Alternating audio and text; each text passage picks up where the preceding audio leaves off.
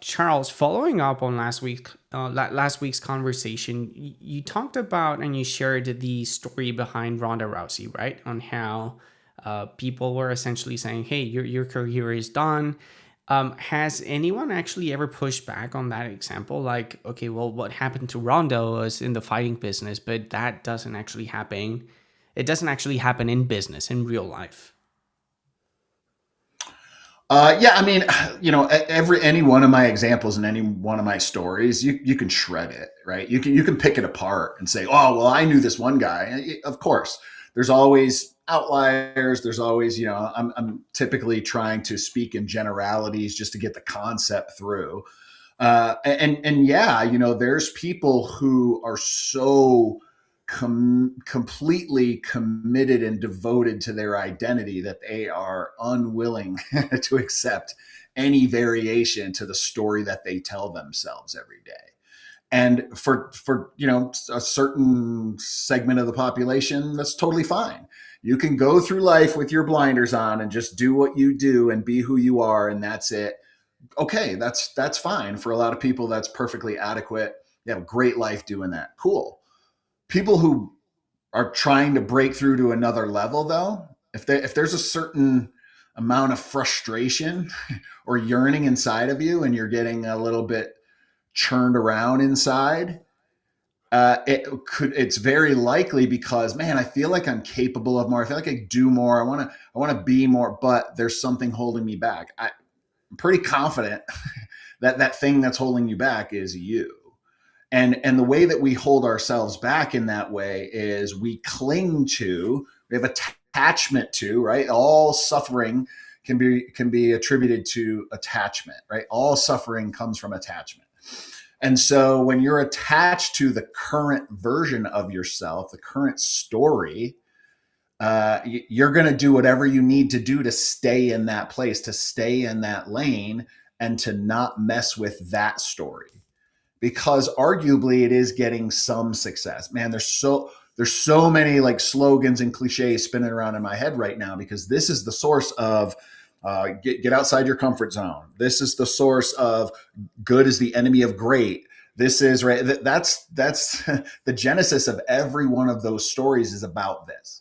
It's about clinging to and being attached to a version of yourself that may be incomplete, that may be somebody else's, that might have elements of denial where you're not willing to look at any potential weaknesses or shortcomings, that is very, very grip tight on what you control and what you allow.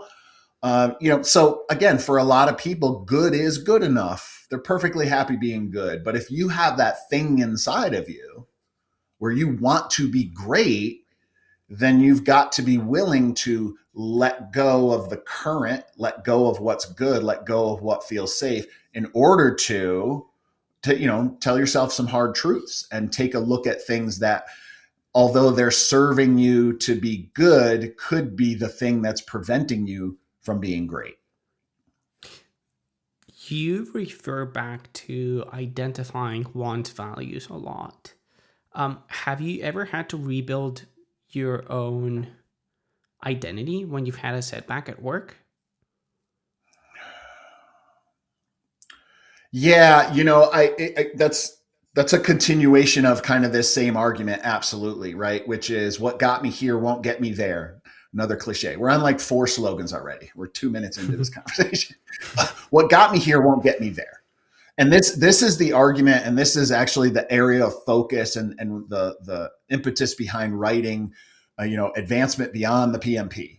Because what got you to a PMP, really strong execution, really, being a top notch performer and executor, those behaviors, those thoughts, those habits are not the thing that's going to get you into the executive suite. It's not going to get you into being a strategic partner in any organization, even if it's your own, even if you choose to go out and start your own.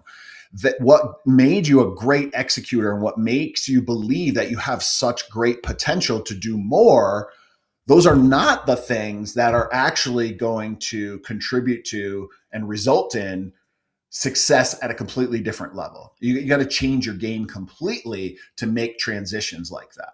So for me, that's exactly what I did do. Is I was an executor, and this is a moment, and it's a little bit silly, but I remember executing a project, pretty minor actually. It was early in my career, but it was, let's say it was like a $290,000 contract for a customer, right? And I remember doing the cost analysis and the breakdown, and margin protection, and schedule performance index and cost performance index, and I remember doing this finance sheet, and I remember running all the costs, and the total cost for a $290,000 project were like $93,000. So the Hmm. margin, the profit was just shy of $200,000. And I went, well, wait a minute. I must have done that wrong. Let me do this again. What am I forgetting? Brought it to a peer. Hey, does this look right? Yep, looks good. And I'm like, wait a second. You're telling me that all the work and all the effort that I did and these engineers did and all these people did for this project, it cost the company this much. We charge this, but they're going to keep $200,000 of that. Now, obviously, that sounds pretty naive when I tell it in this story. Yeah, that's what businesses do. If you're not making a margin, if you're not making a project, then you don't have a business, right? I get that. Right. But the scale of that, like, really, really struck me and really impacted me. Like that's a 200% profit on what we did. What was the value to the customer? The value to the customer was $500,000, right? So they got a bargain at 290, but we did it for, right. Okay. So my point being, that moment right there, even while I was still learning to be a great executor, that moment is still burned into my brain that I want to be on that side of that equation. I want to be on that side of that equation. Who are those people? Those are the executive. Those are the strategic thinkers. Those are the builders. Those are the creative. That's what I decided I wanted really early in my career. But I had to pay my dues first and prove that I could execute before I ever had hope of proving that I could think strategically and make better And lead. decisions for an organization to do that.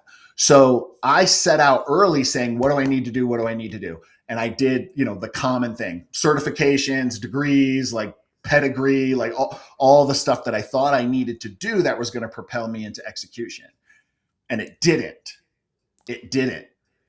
Certification on top of certification, execution on top of execution, more and more complicated projects, more and more like just broken projects and broken initiatives that I fixed and got over the finish line. Now they'll see. Now they'll see. Nope, nope, nope, nope. All I did was embed my value to the organization in execution. That's what I was doing by proving that. Listen, no harm in that. I made a great living doing that, raised my kids doing that. Awesome. But what I recognized was if that itch inside of me really wants to get over here and I really want to be in this place, then something's missing. It must not be about great execution, Hmm. certifications, pedigree. It must be about something else. And that's what started this journey. So the idea of values and identity and all this kind of stuff, yes. Yes, I had literally an identity crisis. I cannot describe it any other way because I got at the end of that execution road, the end of that certification road, and said, where's my prize? And my prize was more of the same. Wait a Hmm. minute. Wait a minute. What the heck? I just did everything that you told me I needed to do. I just did everything that it looks like they did. What's the differentiator? Because that's not it. And the differentiator was the strategic thinking. It was the leadership presence. It was the, just serving others. A lot of pieces to it. But what I decided and what I uncovered was first, it wasn't about pretending to be them. It wasn't about, and this is kind of very common advice that never sat right with me that I don't like, which is do what they did and you'll get what they have. That is utter bullshit. That is the worst advice in the world because you are not them. It is not then, right? You are not anywhere near where they were. So what worked for them is already in the past. So you have to find your individual journey. You have to find your individual path to success. Are there clues? Absolutely. I'd be a hypocrite if I stood here and said there isn't a way, a systematic way to do that. But it's not, download this PDF and, here you go, just do this and do this and do this. No, no, no, no, no. The real secret to it starts with, who are you? What are your values and what are your needs? And are you pursuing a prize that rewards that? Because intrinsic motivation, internal motivation of, man, I feel like I'm doing a good job every day. This excites me. This is something I want to do. That changes the energy in the room. That changed how I showed up. That changed how I was perceived. That changed where I was invited. Because understanding my non-negotiable values and my emotional needs defined who I was as a leader. And because I know who I am as a leader, I know that this is right for me, this is right for me, that's wrong for me, and that's wrong for me. So I don't even mess with that. I know where to focus my energy, my talents. I know what my reward system looks like. But it all started with that identity crisis of, I did everything I was supposed to do. Why didn't I get what I thought I was going to get? Do you think there's a common mistake that people make when they're trying to move from being a great executor to becoming an actual leader? 100%. Yeah. I mean, that's exactly the practice that we've built, right? Which is helping people understand what the heck, man, I dig the best holes in the world. Why aren't I now the executive overseeing hole digging?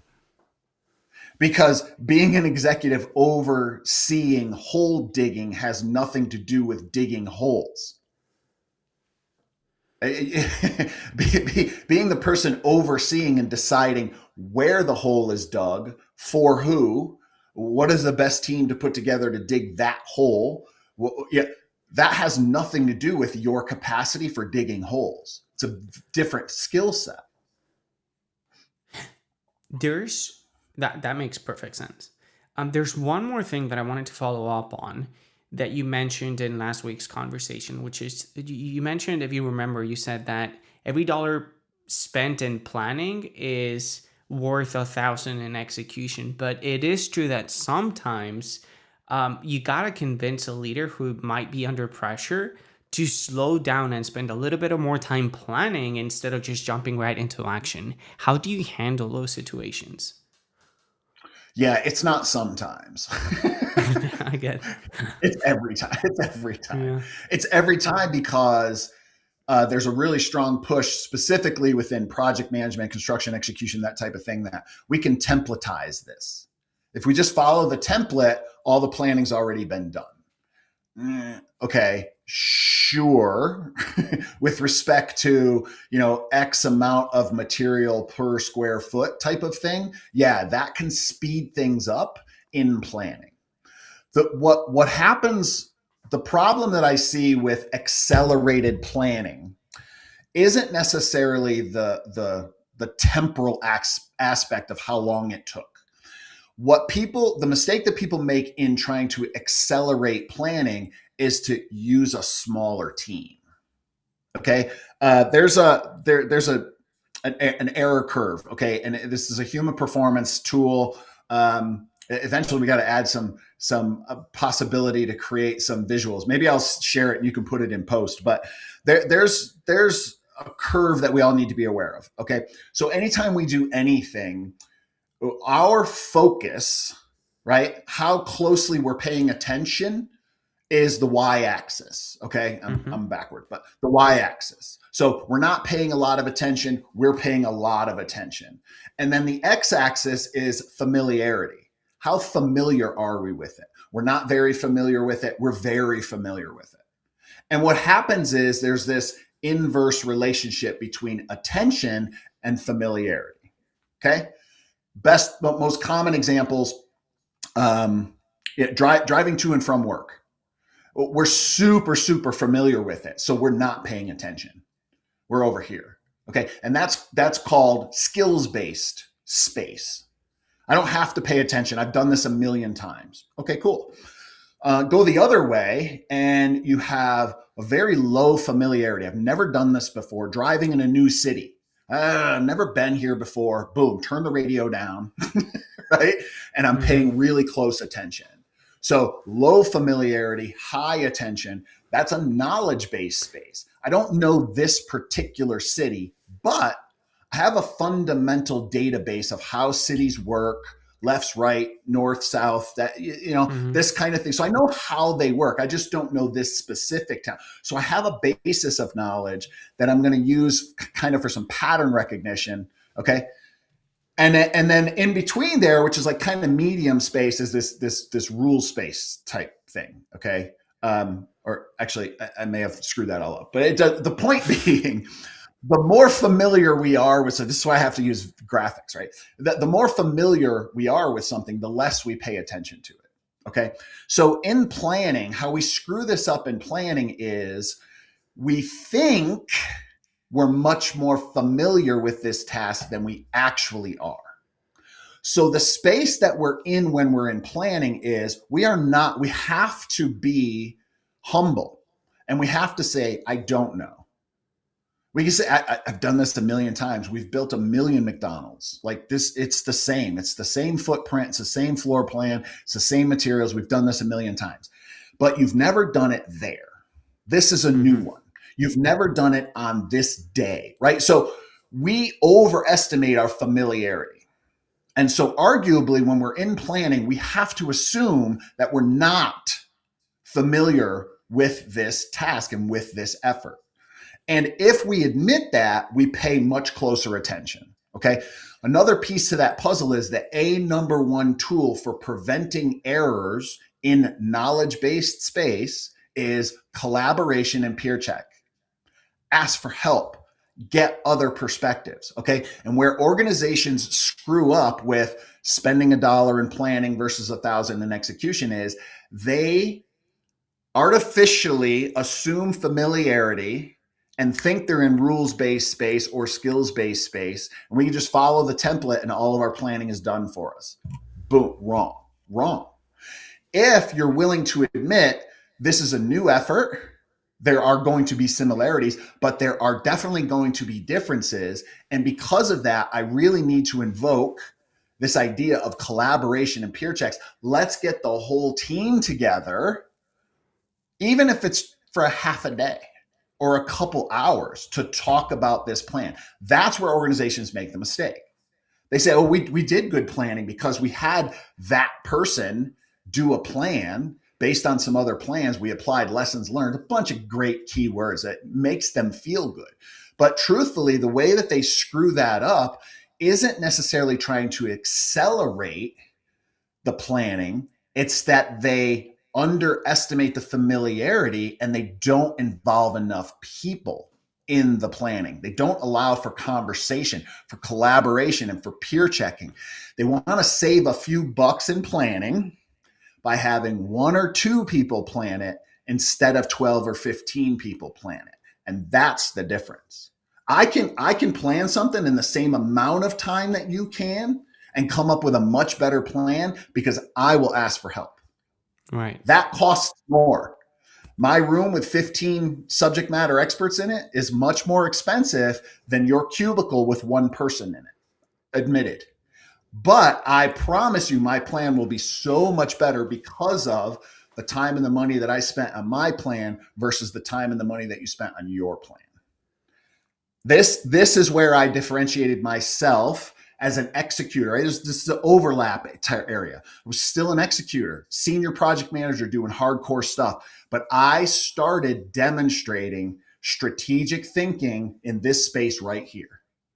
Nope, my project's not ready yet. What do you mean it's not ready yet? Come on, man, just throw it together. Here. Here's some examples. Here's some old projects. Here's some other schedules you can use. No, thank you. Don't bias me. Don't bias the team. I'm humble enough to say, no matter how good I am in execution, it all starts right here. Let me bring them all together.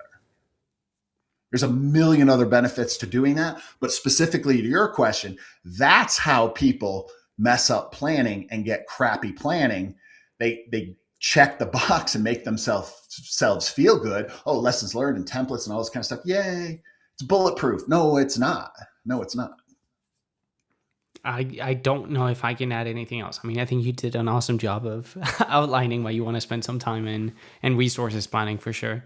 Anyways, I Yep. will catch you next week, Mr. Charles. Appreciate your time. Awesome. See you, bud.